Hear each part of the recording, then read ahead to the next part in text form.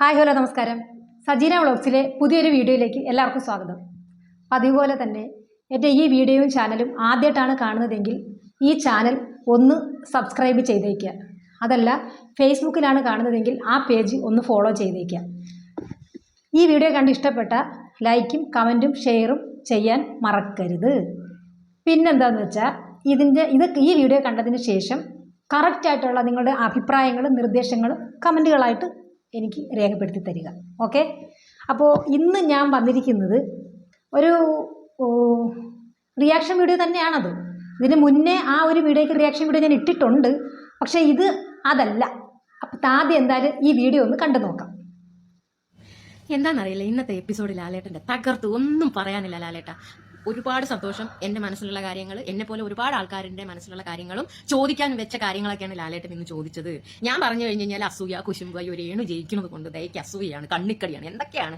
ഞാൻ ഒരു തെറ്റിനെയാണ് ചൂണ്ടിക്കാണിച്ചത്. അങ്ങനെ ഒരിക്കലും ചെയ്യാൻ പാടില്ല. ആദ്യമേ വീഡിയോ എടുത്തു വെച്ചിട്ട് അവിടെ നടക്കുന്ന കാര്യങ്ങൾ ഞാൻ ഈ പ്രാവശ്യത്തെ എലിമിനേഷൻ ഉണ്ട്, നിങ്ങളുടെ എല്ലാവരുടെ വോട്ട് എനിക്ക് വേണം എന്ന് പറഞ്ഞ് റിക്വസ്റ്റ് ചെയ്യാൻ പാടില്ല. അത് തെറ്റ് തന്നെയാണ്. ആ തെറ്റിനെയാണ് ഇന്ന് ലാലേട്ടൻ ബിഗ് സ്ക്രീനിൽ രേണുവിന്റെ വീഡിയോ സഹിതം കാണിച്ചിട്ട് ആ തെറ്റിനെയാണ് ചൂണ്ടിക്കാണിച്ചത്. ഇത് തന്നെയാണ് ഞാനും ഒരു 2-3 ദിവസം മുന്നേ ചൂണ്ടിക്കാണിച്ചത്. ആ ചൂണ്ടിക്കാണിച്ചപ്പോൾ ദയക്ക് അസൂയ, കുശുമ്പാണ്, എന്താ പറയുക, രേണു കപ്പ് കിട്ടുന്നതിൽ ദയക്ക് കുരുവട്ടലാണെന്ന്. അപ്പൊ ഇപ്പൊ ലാലേട്ടനെ കുരുവട്ടിട്ടായിരിക്കും ഇപ്പൊ അത് ചൂണ്ടിക്കാണിച്ചത്. എന്തായാലും അടിപൊളിയായി. രേണു ഒന്ന് ഒതുങ്ങിയിട്ടുണ്ട്. രേണുവിന്റെ കുറെ ആർമിക്കാർ കുറച്ച് അടിച്ച് അടിയിൽ കൂടെ പാതാളത്തിൽ മുണ്ട് താഴെ മുഖത്തേക്ക് ഇട്ടിട്ട് നടന്നോളി നിങ്ങൾ. എന്തായാലും തെറ്റിനെയാണ് ഞാൻ ചൂണ്ടിക്കാണിച്ചത്. ഇന്ന് വരെ ചരിത്രത്തിലില്ലാത്ത ബിഗ് ബോസ് സീസൺ 7 വരെ എത്തി നിൽക്കുമ്പോൾ ഉള്ള ഒരു കാര്യമാണ് ഇപ്പൊ നടന്നത്. ആ നടന്നതിന് ഞാൻ ചൂണ്ടിക്കാണിച്ചപ്പോൾ എനിക്ക് അഹങ്കാരമാണ്, എനിക്ക് അസൂയാണ് എന്നൊക്കെ പറഞ്ഞു. അപ്പൊ ലാലേട്ടന്റെ പേജിനകത്ത് ഞാനത് പിൻ ചെയ്ത് വെച്ചിട്ടുണ്ടായിരുന്നു. ഏഷ്യാനെറ്റിന്റെ ആ ഒരു പേജിനകത്തും ഞാൻ ഈ കാര്യം ചോദിച്ചിട്ടുണ്ടായിരുന്നു. എന്തായാലും ലാലേട്ടൻ കണ്ടു കാണും എന്ന് ഞാൻ വിശ്വസിക്കുന്നു. എന്തായാലും ഇന്നത്തെ ആ എപ്പിസോഡ് എനിക്ക് ഒരുപാട് ഇഷ്ടപ്പെട്ടു. തെറ്റുകൾ ചൂണ്ടിക്കാണിച്ചുകൊണ്ട് ചോദ്യം ചെയ്ത് തെളിവ് സഹിതം എല്ലാവരും കേട്ടല്ലോ. വളരെ വ്യക്തവും സ്പഷ്ടവുമായിട്ട് കേട്ടല്ലോ. ഈ വീഡിയോയ്ക്കെതിരെ ഞാനൊരു റിയാക്ഷൻ വീഡിയോ ഇതിന് മുന്നത്തെ വീഡിയോ ഞാൻ ഇട്ടിട്ടുണ്ടായിരുന്നു. പക്ഷെ ഇപ്പം ഞാൻ പറയാൻ വന്നത് അതൊന്നുമല്ല. ഈ ദയ എന്ന് പറയുന്ന അച്ചുവിനോടാണ് എനിക്കുള്ളൊരു ചോദ്യം. അതിനു മുൻപ് ഈ ഒരു വീഡിയോയും കൂടെ കണ്ടു നോക്കുക. ഹായ്, ഞാൻ നിങ്ങളുടെ സ്വന്തം മണിമോളാണ്. ഞാൻ ബിഗ് ബോസിലേക്ക് എത്തിയിട്ട് വളരെ കുറച്ച് ദിവസങ്ങളായിട്ടുള്ളൂ. എത്ര ദിവസം എന്ന് എനിക്ക് അറിയത്തില്ല. അത് മുന്നേ എടുക്കുന്ന ഒരു വീഡിയോ ആണ്. ഞാൻ കോഴിക്കോട് നിന്ന്, എനിക്കറിയില്ല, ഞാനിപ്പം കുറച്ച് ദിവസങ്ങളായിട്ട് ഞാൻ അവിടെ എങ്ങനെയാണ് എന്താണെന്നൊന്നും എനിക്കറിയില്ല. എന്നാലും ഞാൻ ഇപ്പോഴും തീരുമാനിച്ചിട്ട് പോകുമ്പോൾ നന്നായിട്ട് നിൽക്കണം എന്ന് മാത്രമേ ഉള്ളൂ. നന്നായിട്ട് മാത്രമേ നിൽക്കുള്ളൂ. അപ്പം നല്ലൊരു ബിഗ് ബോസിലൂടെ നല്ല മെസ്സേജും എന്താ പറയണ്ടേ, നല്ല കണ്ടന്റും നിങ്ങൾക്ക് ഒരു എന്റർടൈൻമെന്റ് ഉണ്ടാക്കുക എന്നുള്ളതാണ് എന്റെ ആഗ്രഹം. അപ്പം അതുകൊണ്ട് നിൽക്കുക എന്നുള്ളതും എല്ലാവരും സപ്പോർട്ട് ചെയ്യുക. ബിഗ് ബോസിലെ എല്ലാ കണ്ടസ്റ്റന്റിനും സപ്പോർട്ട് ചെയ്യുക. നിങ്ങൾക്ക് ഇഷ്ടപ്പെട്ട കണ്ടസ്റ്റന്റിനെ വെച്ചിട്ട് അവർക്ക് വോട്ടും കാര്യങ്ങളും കൊടുക്കുക. എന്നെ ഇഷ്ടമാണെങ്കിൽ എനിക്കും സപ്പോർട്ടും വോട്ടും തരിക. വേറൊന്നുമില്ല, എല്ലാവരും ഹാപ്പി ആയിട്ടിരിക്കും. ഇത് മാത്രമല്ല, ഇനി വേറൊരു വീഡിയോയും കൂടെ ഉണ്ട്. ഇതും കൂടി ഒന്ന് കണ്ടുനോക്കുക. ഹായ്, ഹലോ, നമസ്കാരം. ഞാൻ കലാഭവൻ സൈല. നിങ്ങൾ ആരും തന്നെ ഒരിക്കലും ബിഗ് ബോസിൽ എന്നെ പ്രതീക്ഷിച്ച് കാണുമെന്നാണ് എനിക്ക് ഉറപ്പാണ്. എന്തായാലും എനിക്ക് തോന്നുന്നു ഏറ്റവും കൂടുതൽ പ്രഡിക്ഷൻ ലിസ്റ്റിൽ ഒരാളാണ് നമ്മുടെ സൈല ബാലകൃഷ്ണൻ. എന്തായാലും എന്നെ ഒരിക്കൽ പോലും പ്രഡിക്ഷൻ ലിസ്റ്റിലോ അല്ലെങ്കിൽ ഞാൻ ഈ പ്രോഗ്രാമിൽ വരുന്നൊന്നും ആരും പറഞ്ഞത് ഞാൻ പോലും വിചാരിച്ചിട്ടുണ്ടായിരുന്നില്ല. ഈ ബിഗ് ബോസിൽ വരുന്നത്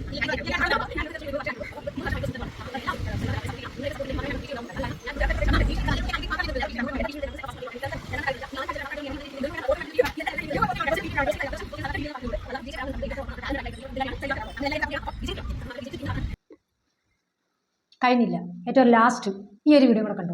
നമസ്കാരം, ഞാൻ രേണു സുധിയാണ്. ഒന്നാമത്തെ വീക്കിൽ തന്നെ ഞാൻ എലിമിനേഷൻ റൗണ്ടിൽ വന്നു.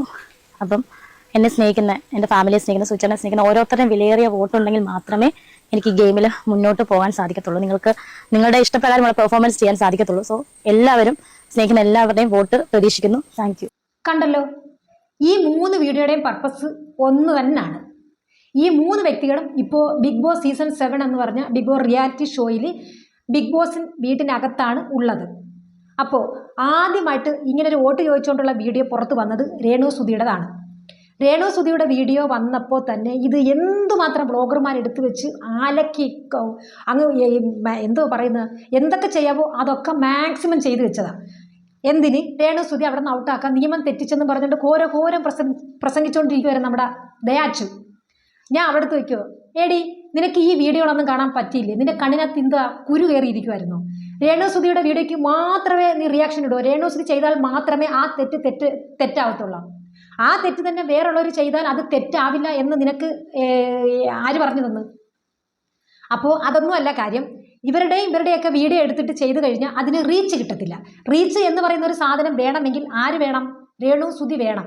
അപ്പോൾ നീയൊക്കെ രേണുവിനെ വെച്ച് റീച്ച് ഉണ്ടാക്കാൻ വേണ്ടി അല്ലാതെ നീ ബിഗ് ബോസിനെ ആത്മാർത്ഥമായിട്ടങ്ങ് ഇതാക്കി ബിഗ് ബോസിൻ്റെ നിയമത്തിനെതിരായി നിൽക്കുന്നവരെ ഓരോരോ പ്രസംഗിച്ച് തെറ്റ് ചൂണ്ടിക്കാണിക്കാനൊന്നും അല്ല നിൻ്റെ ഒന്നും ഉദ്ദേശം. അത് എല്ലാവർക്കും അറിയാം. എങ്കിലും ഇതൊക്കെ നിൻ്റെ കണ്ണിൽ പെട്ടിട്ട് ഇതിനൊക്കെ ഒരു റിയാക്ഷൻ വീഡിയോ ഇടാത്തത് എന്താ? ഞാൻ മുമ്പേ പറഞ്ഞ കാര്യം തന്നെ, രേണു ഉണ്ടെങ്കിൽ മാത്രമേ നീയൊക്കെ ഇടുന്ന എന്തിനും ഒരു റീച്ച് ഉണ്ടാകത്തുള്ളൂ. ആ റീച്ച് കിട്ടില്ല.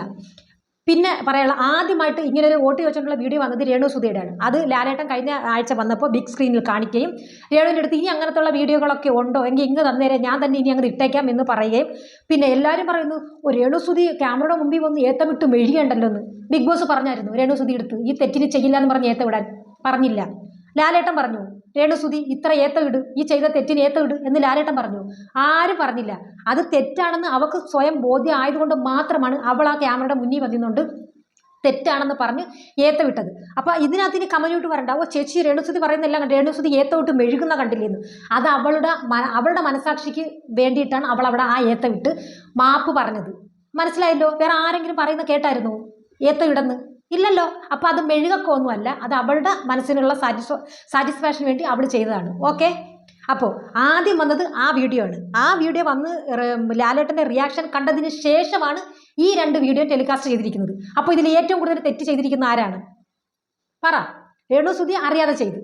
ഇങ്ങനെയുള്ളൊരു ഇത് തെറ്റാണെന്ന് അറിയാതെ അവൾ ചെയ്തു. ഇത് തെറ്റാണെന്ന് ലാലേട്ടൻ വന്ന് ബോധ്യപ്പെടുത്തി കൊടുത്തതിന് ശേഷം മാത്രമാണ് ഈ 2 വീഡിയോയും പുറത്തു വന്നിരിക്കുന്നത്. അപ്പോൾ ഇതിനെക്കുറിച്ച് അച്ഛനും മറ്റേ അതിലെന്ന് പറയുന്നവരും ഡാനി സത്യനും പിന്നെ വേറെ കുറേ ഒരുത്തന്നെ അവൻ്റെ പേരെനിക്കറിയാൻ അവൻ്റെ ഫേസ് കണ്ടാലേ ഒരു കോൺഫിഡൻസ് ഉണ്ട്. അവൻ്റെ സംസാരത്തിൽ പോലും ഒരു കോൺഫിഡൻസ് ഇല്ല. പിന്നെ അവനെതിരെ എല്ലാവരും പറയുന്നു ഒരു റിയാക്ഷൻ വീഡിയോ ഇടുന്നു. എനിക്ക് പറഞ്ഞല്ലോ അവൻ്റെ ഫേസ് നോക്കുമ്പോൾ ഒരു റിയാക്ഷനും തോന്നാത്തത് കൊണ്ട് തന്നെയാണ് അവനെതിരെ ഒരു റിയാക്ഷൻ വീഡിയോ ഞാൻ ഇടാത്തത്. പേര് ഞാൻ മറന്നുപോയി അവൻ്റെ. അപ്പോൾ ഇതിനെതിരെ ആർക്കും പ്രതികരിക്കാനില്ല. അതാണ് പറയുന്നത്. നമ്മൾ 5 മിനിറ്റായാലും 10 മിനിറ്റായാലും ഒരു 15 മിനിറ്റായാലും നമ്മൾ റിയാക്ഷൻ വീഡിയോ ഇടുന്നത് എന്തിനാ? റീച്ചിന് വേണ്ടിയിട്ടാണ്. അല്ലാതെ ന്യായത്തിനും നീതിക്കും വേണ്ടി ഘോരഘോരം പ്രസംഗിക്കാനൊന്നും അല്ല എന്ന് മനസ്സിലായല്ലോ എല്ലാവർക്കും. അത്രയ്ക്കേ ഉള്ളൂ ഇവളുമാരൊക്കെ. അത് ഇവക്കൊക്കെ എന്ത് യോഗ്യത അർഹതയുണ്ട്? എന്തുകൊണ്ട് ലാലേട്ടൻ എൻ്റെ മനസ്സിൽ കണ്ടതിന് ലാലേട്ടൻ പറഞ്ഞു ഉമ്മ എന്താ നിനക്കിപ്പം ലാലേട്ടൻ്റെ അതിനകത്ത് പിൻ ചെയ്യണ്ട, ബിഗ് ബോസിൻ്റെ ചാനലിലും പിൻ ചെയ്യണ്ടേ? ഇതൊന്നും പിൻ ചെയ്ത് ആരെ അറിയിക്കണ്ടേ? അല്ല ഞാൻ അറിയാൻ പറ്റുകൊണ്ട് ചോദിക്കാല്ല. നീ പറയുന്നതിനകത്ത് ഒരു ന്യായം വേണം. അതിൽ പറയുന്നതിനകത്ത് ചെറിയൊരു നീതിയും വേണം.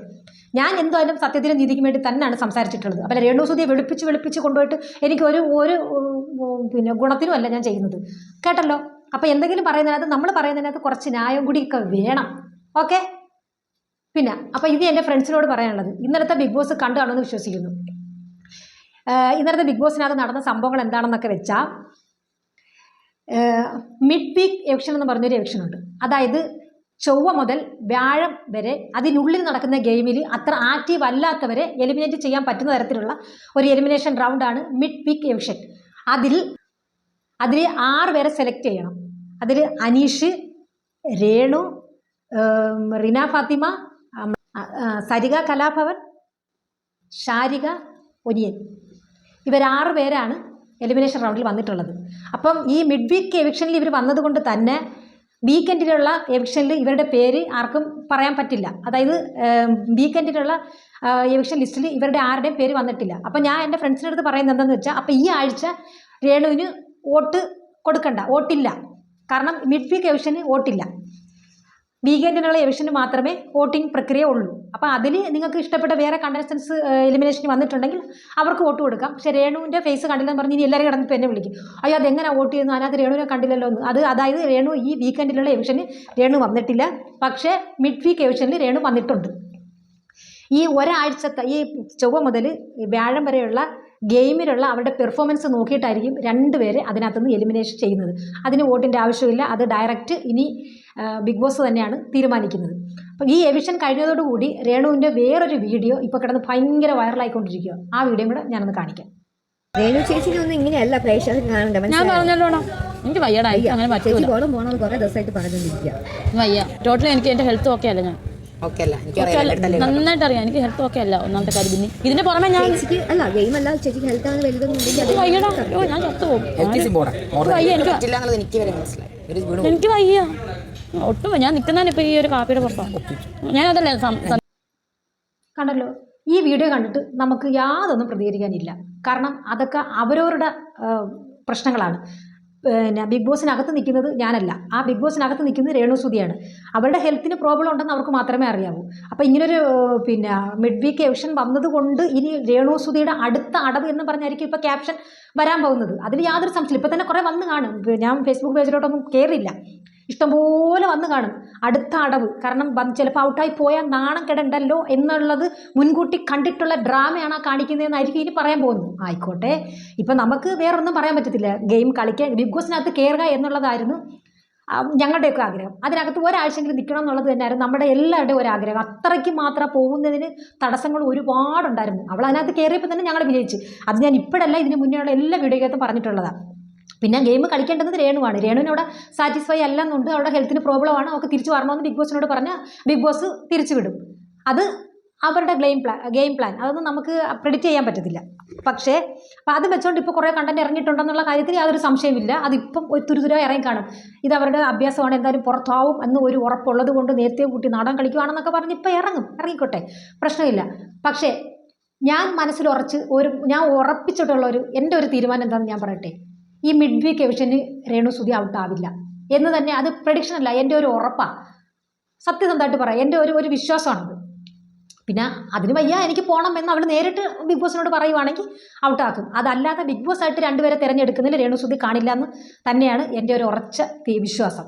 ഓക്കെ, അപ്പോൾ എന്തായാലും എൻ്റെ ഫ്രണ്ട്സ് ഇനി വോട്ടിങ്ങിൽ അവളെ മുഖം കാണിക്കുന്നില്ല എന്ന് പറഞ്ഞുകൊണ്ട് ആരും ടെൻഷൻ ആവണ്ട.